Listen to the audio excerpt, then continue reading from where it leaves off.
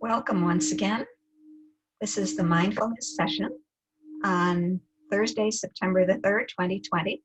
We're very glad to have you here again. We're glad to be here.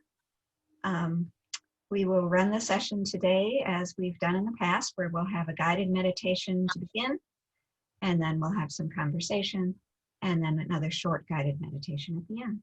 So I'm Ms. Shepherd. I'm very glad to see you. I hope if you've been before, welcome back. If this is your first time, glad you're joining us, and we hope your practice is of support to you. With that, let me introduce my friend and colleague, Mr. Keogh, to welcome you and take us into the guided meditation.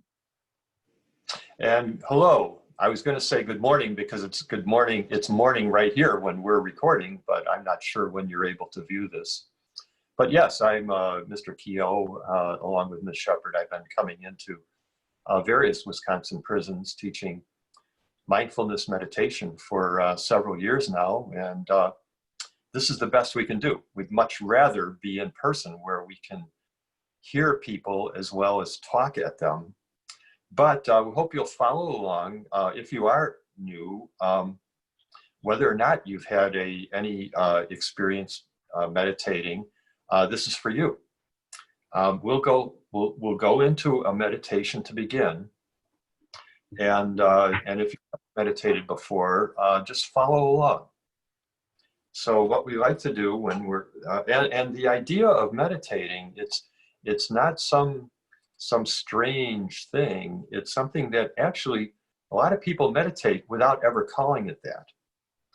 Meditation is when you kind of try to focus your attention onto what's happening in the present right now without a lot of distractions. And just let all the busyness of the mind kind of just kind of see if it'll settle out if it doesn't have a lot of things to hang on to, a lot of distractions. So we'll begin with a bell, and if you're sitting, try to sit in a way, this may be very relaxing, but you don't want to fall asleep. So try to sit in a way that you're comfortable, that you can sit. This won't be long, maybe 10 minutes. If you can sit for 10 minutes without having to scrooch all around, typically that means sitting a little upright. If it's comfortable to close your eyes, or if you're just looking at the screen, try to reduce the number of distractions that are present. If there's a lot of noise in the background for you, then just try to still let that noise happen. You don't have to block it out, but try not to let it be carrying your attention into something other than just being here, sitting and listening to the words. So I'll begin with a bell, and this is just a bell to kind of remind our senses to pay attention to what we're hearing right now. Ring it 3 times.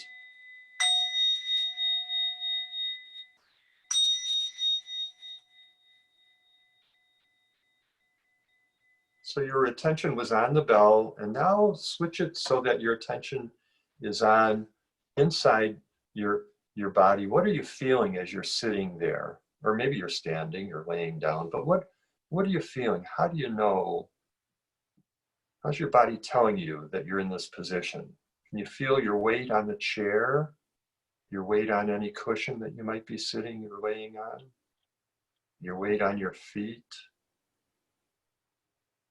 Notice how you might be sitting still, but you're constantly moving, you're in motion because you're breathing.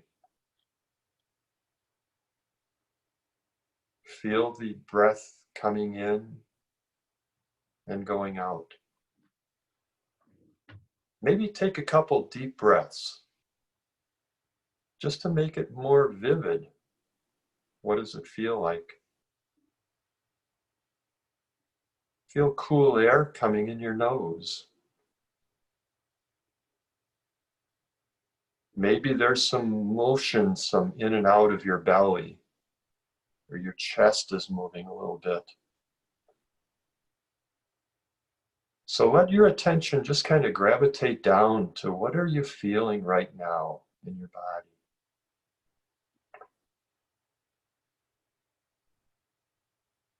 And don't be too worried if your attention keeps getting pulled elsewhere. That always happens. There could be distractions in the room or in the noise. Can you just treat those as things that are happening out there in the air? It's out there outside of yourself. Right now, your body sensations are sitting and breathing.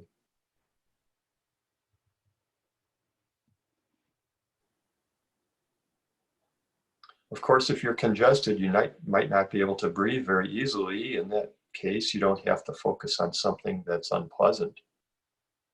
Just notice other physical sensations. If your breathing is free and easy, maybe you appreciate that. Remember for a moment that it's not always that way, and enjoy the fact that you can breathe in easily, all the way in and all the way out.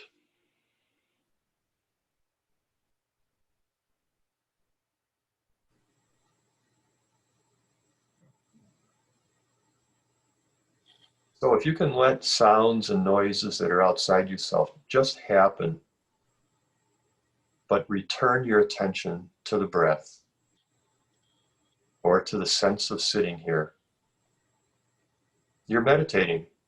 That's it. You're doing it.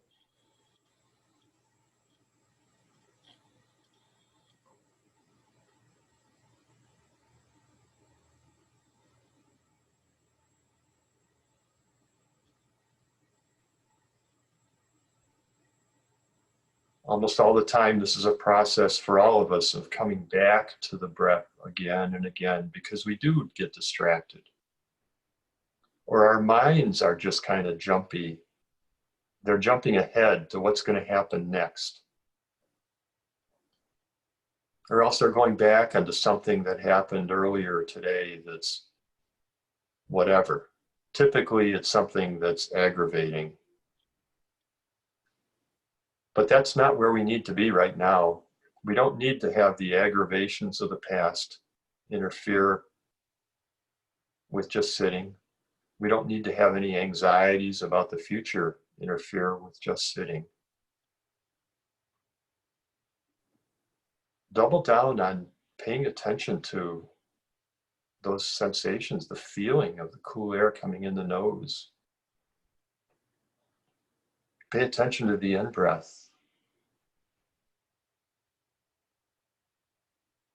And then pay attention to the out-breath.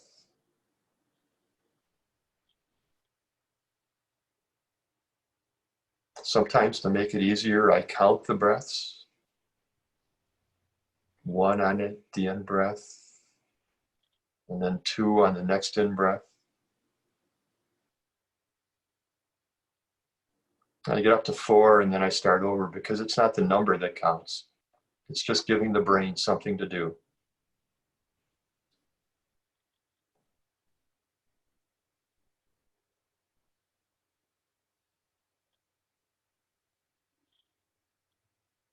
And again, when you notice that you've been carried away, if you're carried away for too long, too far, come back, because your source of peacefulness is from within. It's there within us all if we can kind of just let it come out. It doesn't always come out, but it's very nice when we do become more peaceful. So let it happen if it will. You can't make it happen, but allow it if it's there.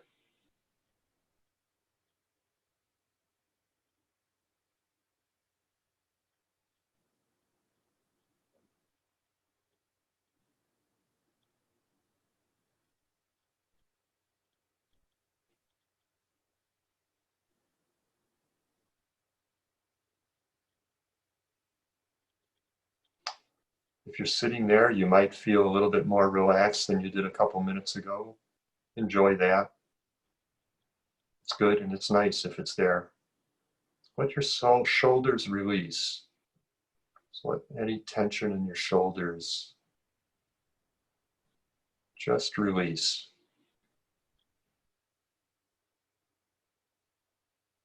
Notice your jaw. We carry a lot of tension in our jaws. Let your jaw hang loose.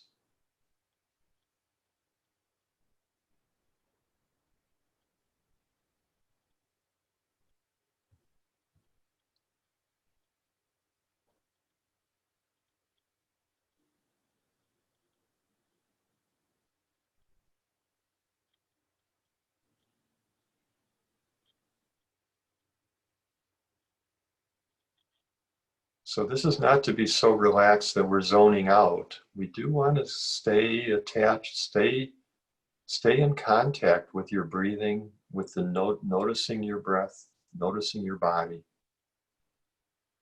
Stay alert, but centered in yourself.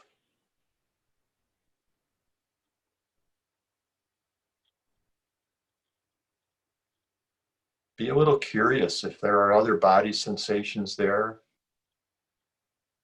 You know, if you're sitting in pain, you don't have to focus on the pain, but you don't have to make it go away either. Just focus on other parts of your body that are more neutral.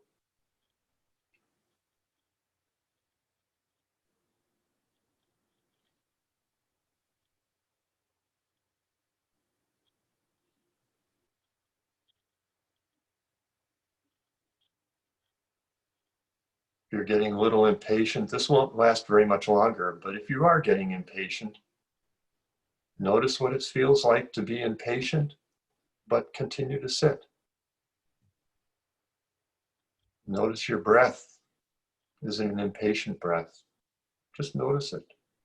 Don't have to do anything about it. Don't have to fix it. Just sit for a little bit longer.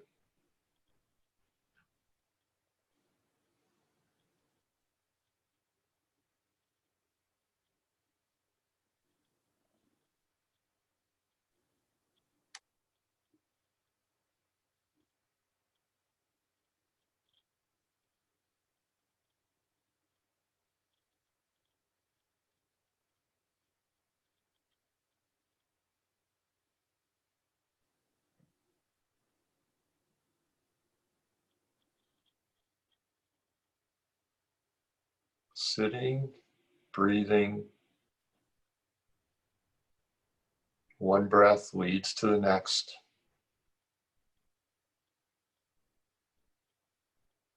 A little pause, you might notice, just let your breathing be natural. A little pause at the end of the exhale before the next inhale. Be a little curious about the way your body is always operating. Be a little joyful, a little grateful that your body is so reliable. It's just the heart's pumping, you're breathing all the time. And this is a time to respect your body, to appreciate it.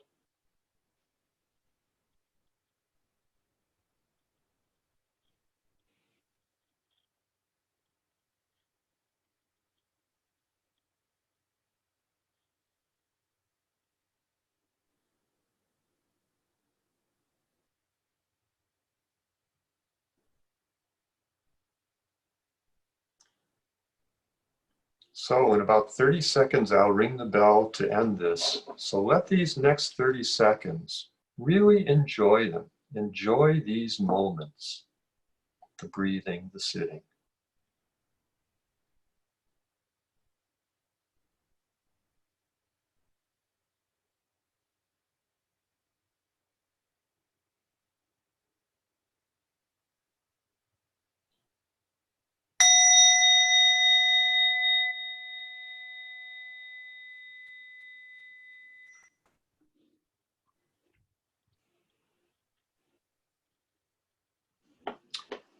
Well, I hope that was good. I hope you enjoyed that.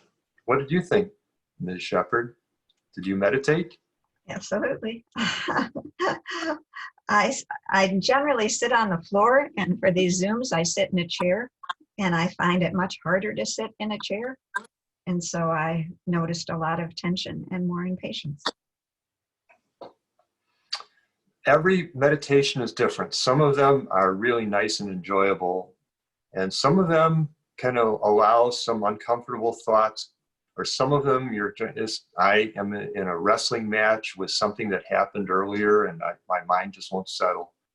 But every one of them is valuable. That's one of the things that's kind of reassuring, is to remember that working is like weight training. Working against some resistance is actually more beneficial than when everything is smooth, even though it's not as much fun. So, and we'll have a chance to do another meditation before we end. But I wanted to get into a subject today. We're going to talk about what we call intention, and we'll kind of talk broadly about intention. What are we aiming at? What do we want? But I'm going to start out pretty small. I'm going to start talking small, short-term intention. And I'm going to start out with a story. I was talking about intention in a face-to-face group at one of the maximum security places a while ago. And one of the men in the circle kind of caught on, and he says, "Oh yeah, when I'm working out, the way I do it is that I only think about the next pump, the next thing I'm doing, the next rep. Maybe I'm thinking about the next set, but no farther than that, because it makes it too hard. I only think about the next one." And I thought this was a beautiful example of what an important principle is when we start talking about our intentions or what we want to have happen, is that we can get defeated if we think about big picture things that are whatever, a year off. It's so far, it's so hard, it's a big climb. The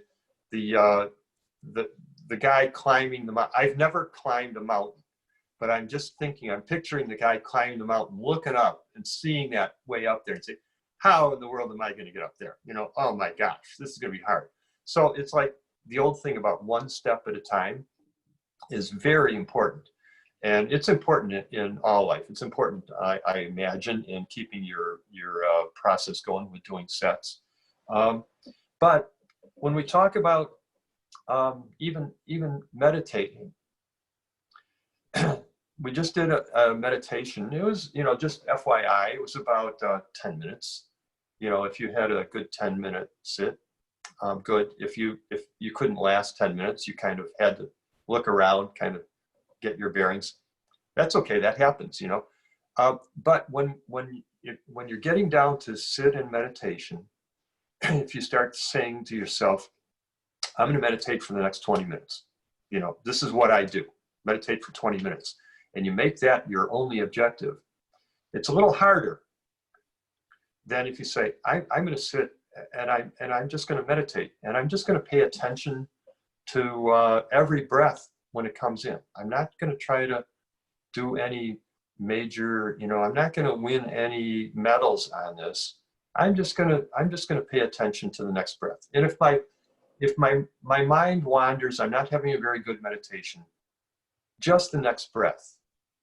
But the other thing about a short-term goal is that you repeat it over and over again, so that I'm going to pay attention to the next breath. And then when the breath happens, I'm going to pay attention to the next breath after that. When you're doing your reps within a set, next rep, next rep. It's always the next one, the next set. You don't think ahead, but you're persistent. You kind of you don't quit on it either. And for me, this has been pretty powerful. My mind is bouncing all around and it's not comfortable to be sitting here. If I just think, you know what, I'm I'm going to pay attention to the next breath. Or I'm going to be, you know, like right at the end, as I was guiding, I said, pay attention in the next 30 seconds. 30 seconds for me is doable. I can handle 30 seconds. And I'm not saying what's going to happen at the end of 30 seconds, but after that, if I still feel like meditating, I'll go on for another 30 seconds. No reason to quit. It's good. I'm kind of continuing. You have those, if you can kind of build on one objective after another repeatedly, sometimes that gives you some momentum that you would never have if you tried to aim for, I'm going to get to the top of the mountain all at once. So I think that that's kind of, that's an important starting small way to start out on this broader subject of what our intentions are. What are we aiming for? I kind of wanted to get into how does meditation, you know, we practice meditation. The name of, you know, our theme in these videos and in our in-person meetings is mindfulness. And we repeat this often in the group, is that meditation is not a goal in itself. You know, we're not here to become world-class meditators. We're using meditation. We become better at meditation so it becomes an easier to handle this tool. You know, if I'm any tool that I'm using, the more I use it, the better I get at it. And the goal in life, you know, if I'm a carpenter, the goal in life is not to be great at hammering. I want to be great at hammering. I want to hit that nail. You know, I want to be able to drive that nail into that board, you know, with 3 whacks. You know, I want to be really good at that. But that's not my goal. My goal is to build a house. You know, so our meditation is a tool that helps us be more settled, more, our mind can be more focused. When we want to, we can be more concentrated. We're less easily distracted. We're less easily carried away by whatever winds are blowing, you know, winds or hurricanes that we're in the middle of. We're more of our own self through life. That's mindfulness. And so even mindfulness probably isn't an ultimate goal. Our ultimate goal is to be all we can be the full, totally developed person we could be, active, productive, positive person in life, you know, touching everyone we come into contact with in a positive way and doing great things. You know, that's our goal. Mindfulness helps us become that person. Meditation is a tool that helps us be more mindful. So that's how it all fits together. So intention or aim, what are we aiming at? It's really, really valuable while keeping very short term. I don't want to think very high, far ahead about climbing this mountain or doing 18 sets when I'm not really feeling all that energetic. I don't want to think very far ahead, but I do want to have this intention of where am I going? That can be inspiring. It can give you a lot of energy to kind of remember, why am I doing this? You know, and that's kind of where that intention thing comes. Why am I doing this? Why am I doing all this? You know, if you're sitting in front of this video, if this is your first time, maybe the why you're doing it is simply you're curious, you got nothing else to do. You know, fine. You know, I'm hoping to hook you in. You know, but if you've been in our groups for a while, we miss you.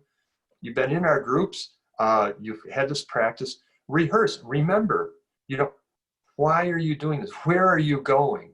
You know, if you've been doing this for a while, you notice, hey, I'm a little changed person from where I was, you know, a few months ago. I'm starting to notice that, you know what? My phone calls with my family or my baby mama, you know, like they're going better. They're more smooth. You know, she seems to like me more. You know, like what's going on here? You know, there's some positive things that are happening, and that's good. And you kind of like that. You kind of enjoy that.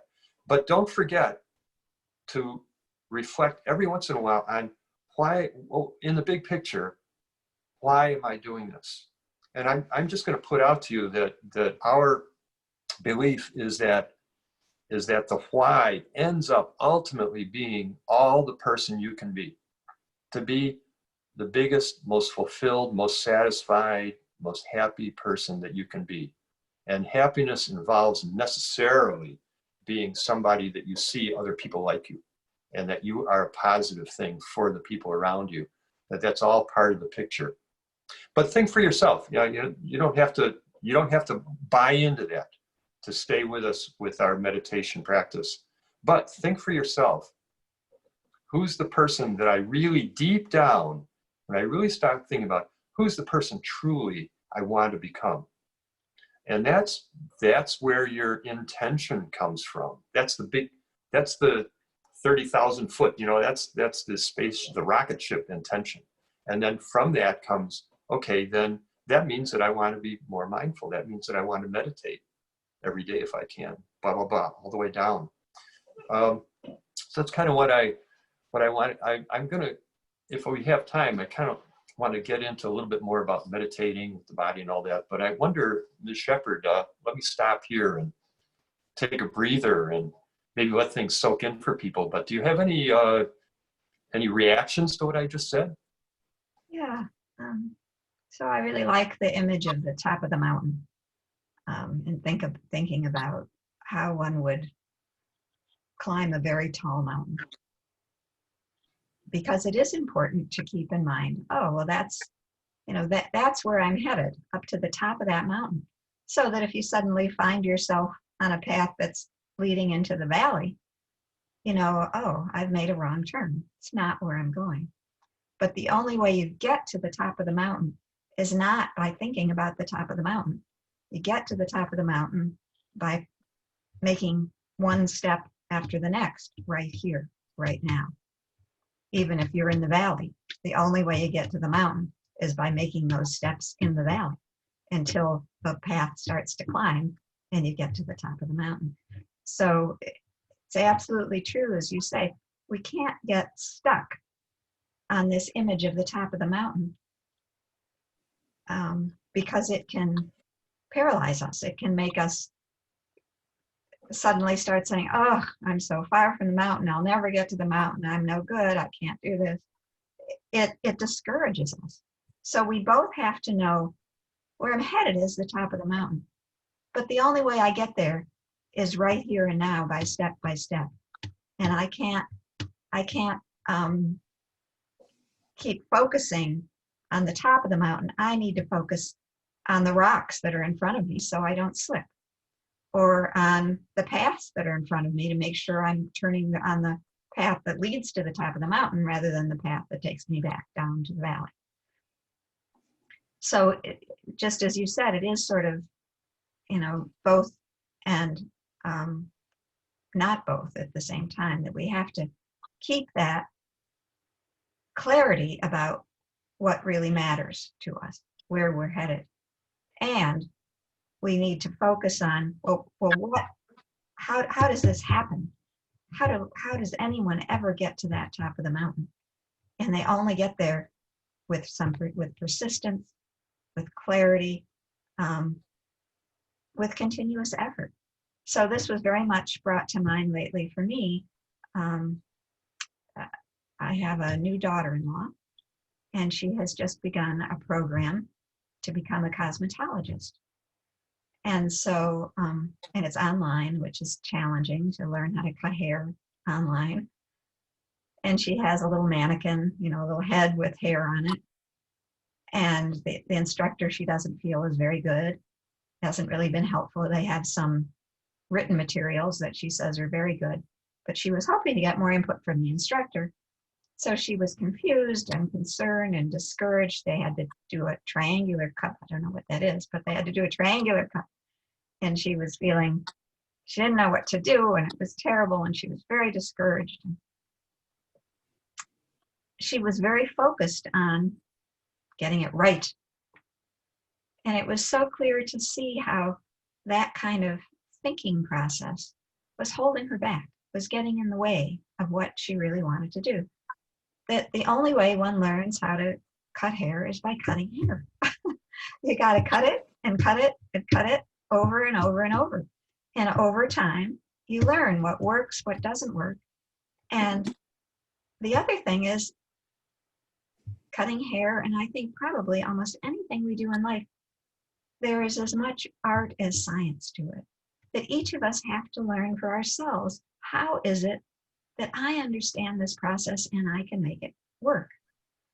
That getting instruction is really, really helpful. But instruction is just words. We have to somehow take those words, incorporate it into our bodies and our minds, and figure out how it works. And what's required is for us to figure it out. That's what learning is. Learning is we learn. The teacher doesn't learn for us. Teacher tries to help. All of us try to help, and the people who taught us tried to give us help. They pointed the way is often the image that's used. But pointing the way doesn't get us there. We each need to do it. We need to practice in meditation. My daughter-in-law needs to practice cutting hair, and that's the way we learn, through this persistence and effort, just as Mr. Keogh was talking about, through saying, in this moment, where do I want to be putting my attention? Well, I want to be putting it on whatever my object of meditation is, the breath, the body, sound, whatever you've chosen as your object. I want to put it in this moment. That's what I want to do. And when this moment passes, then I put it in the next moment. And it's that continuity of doing that over and over and over that gets us to learning how to meditate, learning how to cut hair, getting to the top of that mountain. A similar image and situation, at one point I was teaching mindfulness to people trying to stop smoking.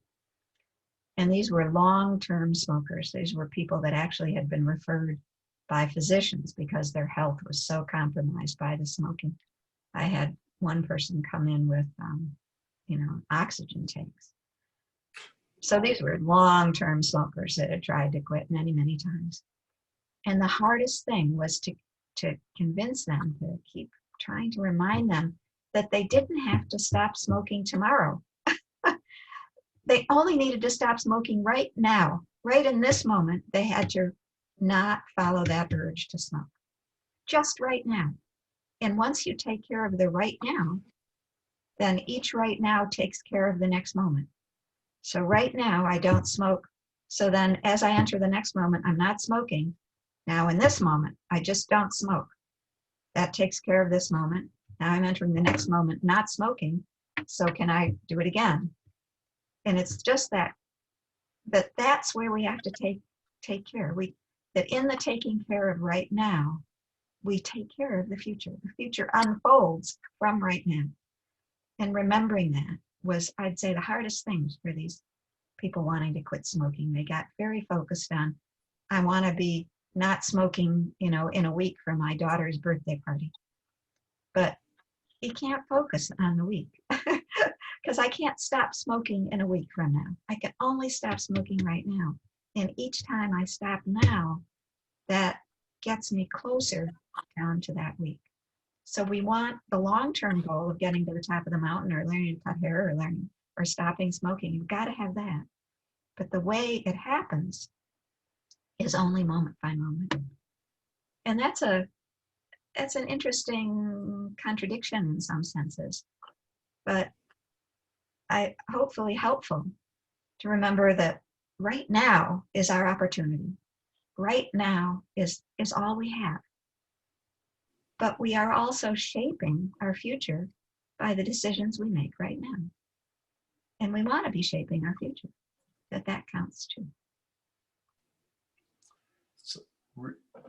Really valuable. I wish there was a recording of this. Oh, there's a recording of this.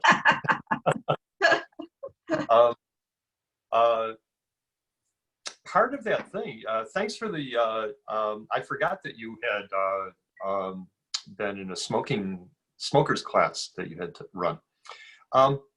Part of that, all of this is that you're going to fail. Smokers are going to light up again. The person who's trying to be very good at meditating is going to, oh, it's been 3 days and I haven't meditated. We all fail. We haven't had too many perfect people walking on this earth for a long time. None of us is perfect, so we're all going to fail. And it's what happens after we fail that's really, really key. And this short term, I think that there's a factor here that if we can keep this short term resilience, so that all I'm worried about is the next step up the mountain. That if you are taking a step and you find that you're going down this path, going downhill, like, oh, okay, I made a bad step, but turn around again. It's like kind of built into the short-term thing is the idea, I'm not too worried about 5 steps from now.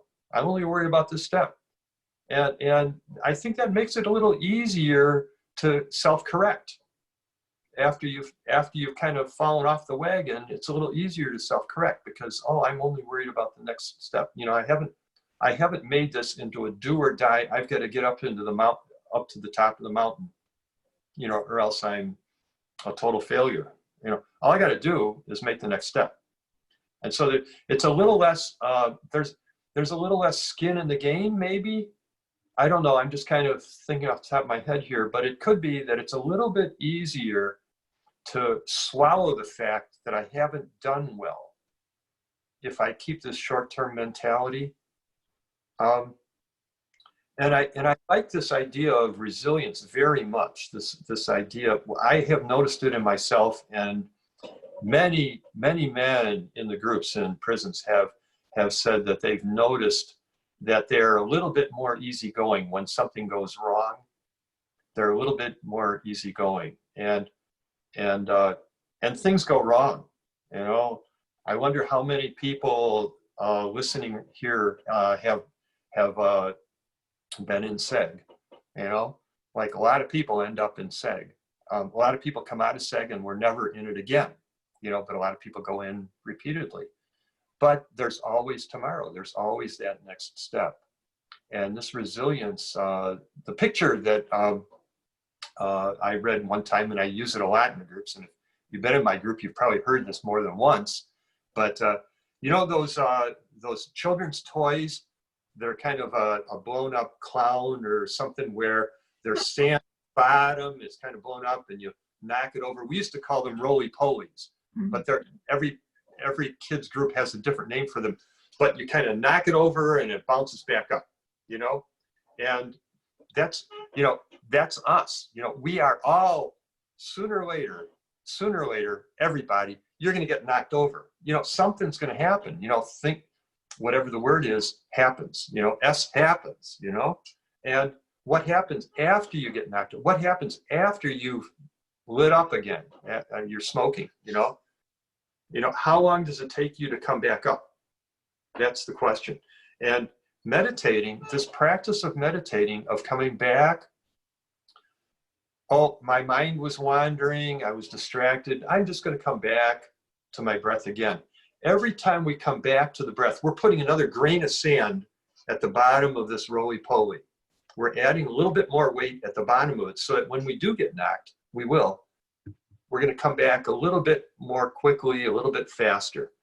Every time we notice that our mind was wandering, we noticed we weren't doing what we sat down to do, and then we change and kind of come back, we are improving our resilience. So I had to add that little thing. I was going to talk a little bit about body and breath meditation, but we do want to have another practice meditation. Maybe we should kind of call an end to it here. I think so. Okay, so thank you so much, Mr. Keogh. So I think sort of something to think about, and maybe this is what I'll talk about next time, is that really meditation is another way of learning how to learn. That in life, that's kind of what we're learning is, how do I learn? We can have things come at us and fight them or run away from them, but how do we receive our life and learn? And on an ongoing basis. And that when we become good learners, then we are in control of our life. And so our meditation is one of the ways we start to understand our own patterns of learning and our own obstacles to learning. When we get discouraged, do we quit? Or when we get discouraged, do we push so hard that we burn ourselves out? But maybe next time we can talk about that. For this time, let's do another meditation.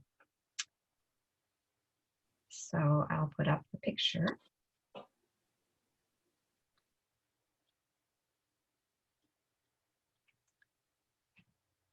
And ring the bell.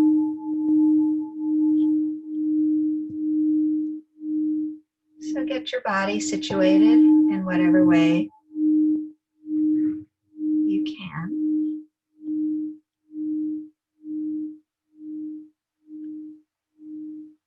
It feels both easeful but alert.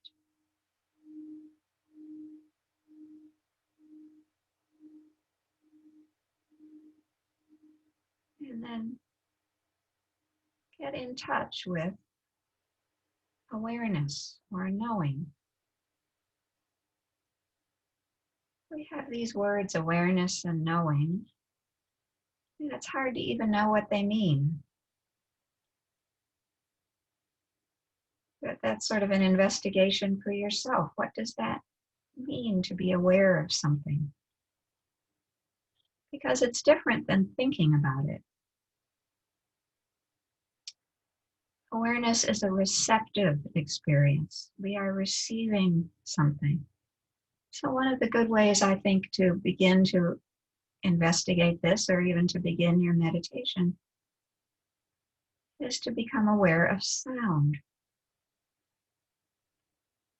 So receive, just hear any sounds that are present. Recognizing that that's different than naming them or judging them. So if you hear some sounds, you don't have to identify, oh, that's a basketball, or that's the vacuum cleaner, or that's X guard walking by because I know his key sounds. Don't go there because that's thinking, that's not receiving sound. Instead, see what it's like just to have sound, to experience sound. Being aware of sound.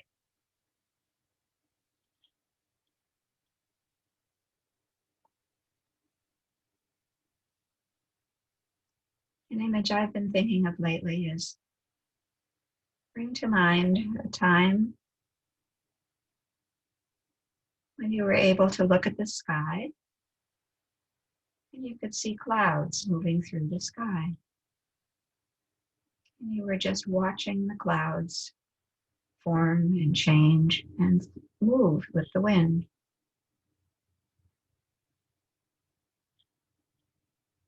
Your awareness was just in that visual field you had. You weren't trying to grab at the clouds that had already passed. You weren't watching the clouds that were coming from far away. You were just keeping your awareness in your visual field and watching the clouds move through, receiving that experience of clouds. So receive sound in that same way. Notice how sounds arise. Maybe they stay present. And then maybe they end.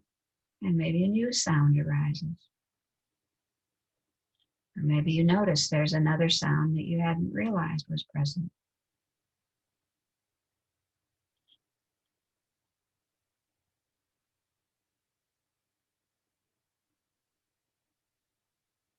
Once you've been with sound for a bit, maybe move your awareness to your hands.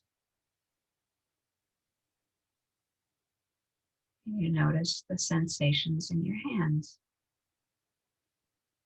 Again, without needing to name it or describe it or evaluate it or analyze it, just receiving the experience of sensation. Maybe it's a warmth, maybe it's a pressure.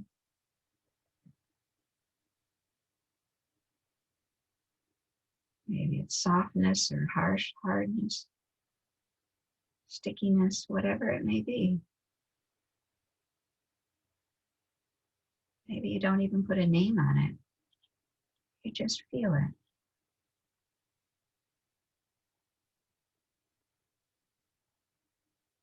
So sometimes beginning meditation, you might try this. Go to sound and go to your hands. Go back to sound and go to hands.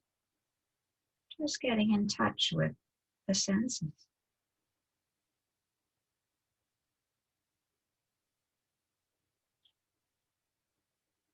And at some point, you might notice breath. And if the breath comes into awareness, then maybe shift your attention to awareness of the breathing.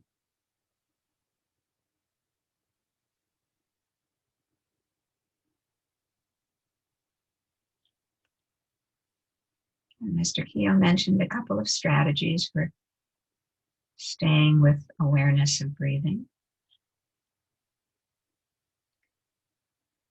Another one might be noticing the end of the out-breath.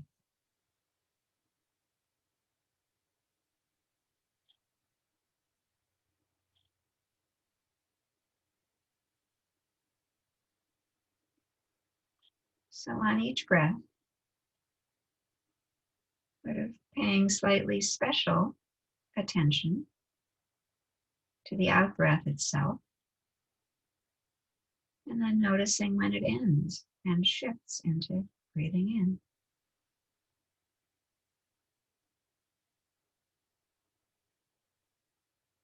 And then for the next breath, the same thing. The end of this out-breath.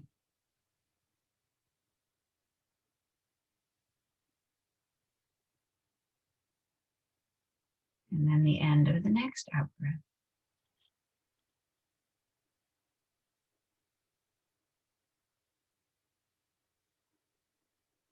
Just each breath, one at a time.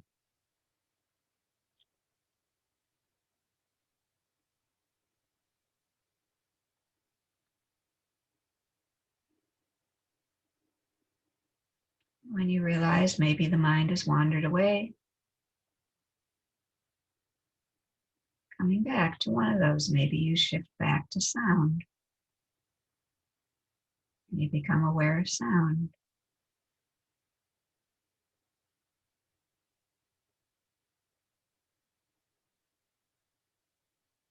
Stay with sound for a bit.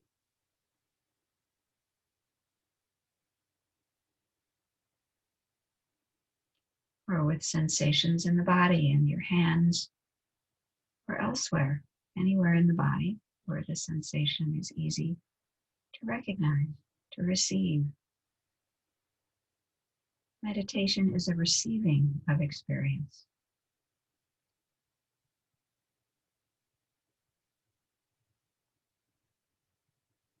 Or just staying with the end of the out-breath.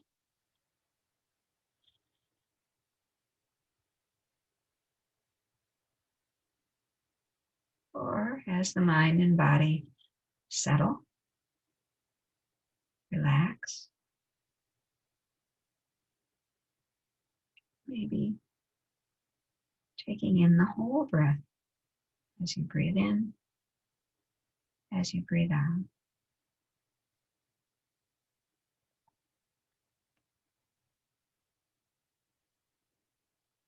So what I'm suggesting is not getting too attached or caught up with your object of meditation, and remembering the purpose is awareness. We are developing a sense of presence, awareness. We can use many different objects to do that. Identifying which ones are easiest for you is important and useful, but not getting too stuck on one.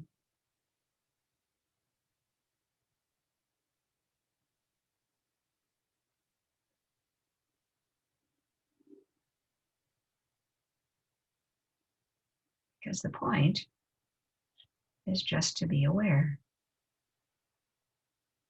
to be receiving the experiences of this body, heart, and mind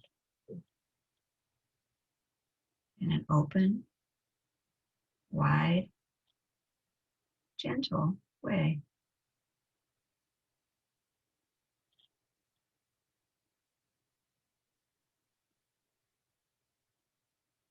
Much like we receive the images of the clouds as they blow through the sky.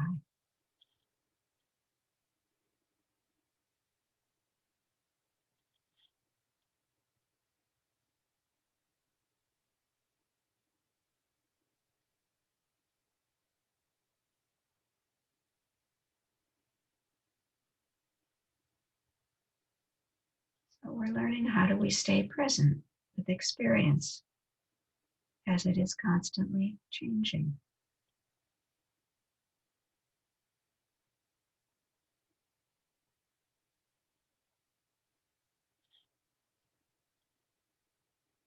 Because through our meditation, one of the things we awaken to is the truth of constant change. That things are always changing.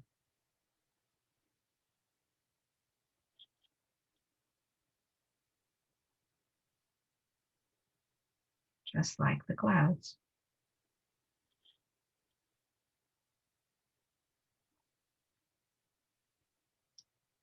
When we resist that change or try to stop it, fix it so that it stays only one way, we are fighting our life. We are resisting life itself. Our meditation is helping us learn to recognize the reality of this sort of change and to have some wisdom to respond to it appropriately as it changes.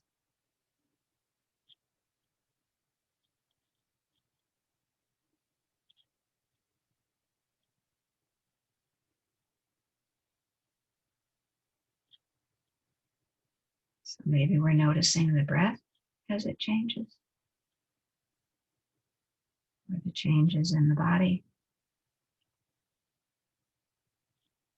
or sounds as they change.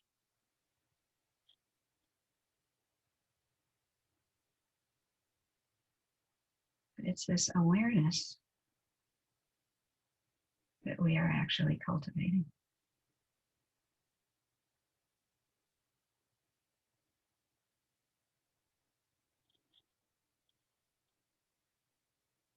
An ability to receive life as it happens.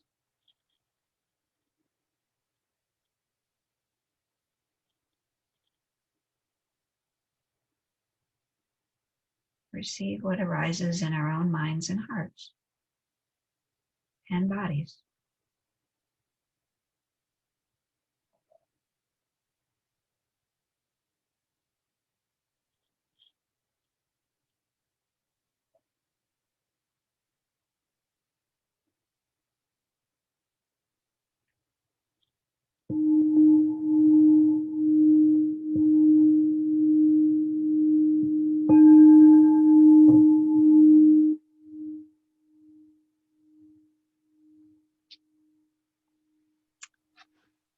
So thank you for coming today or listening, whether you're coming together in a group to hear these videos or you're watching them on a network, whichever way.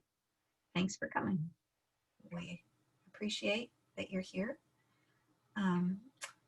The chaplains or the psychologists, whoever it is that's running this session for you, they have agreed to receive questions that you could that they then will forward to us. We love getting those because it makes us feel we can maybe respond to what's most alive and most happening for you. I have gotten some. Last week I got some from one of the prisons, so I tell you that to try to encourage you to do it too, because we'd love to hear from you. So don't forget that's an option. If there's something you'd really like us to address, we are happy to respond and to feel there's some back and forth here in this way that doesn't have much back and forth. So be very well. I'll let Mr. Keogh say goodbye, and then I'll say goodbye. Yes, be very well. You have our best wishes. Remember that we are thinking of you, that you're not all alone. You have lots of people besides the two of us that are on the screen who are supported by other people. So we're thinking about you. Take as good care of yourself as you can. Keep your spirits up as much as they can. And one thing that I like to repeat is, and this is by way of resilience, when things knock you down, bring to mind that you can handle it because you've handled everything else so far. So best to you. Absolutely. I had one of those bumpers. I loved that thing. I remember it was a clown. I think it had a nose that beeped. So do take care. Know that you really, everything you do makes a difference, and how you care for yourself makes a difference for all the people around you, that you can be a light to light the way for other people. And that's a great gift. And your practice is a gift to Mr. Keogh and I. So thank you for all you do, and take good care of yourselves. And we'll see you in a couple weeks. Bye-bye. Bye-bye.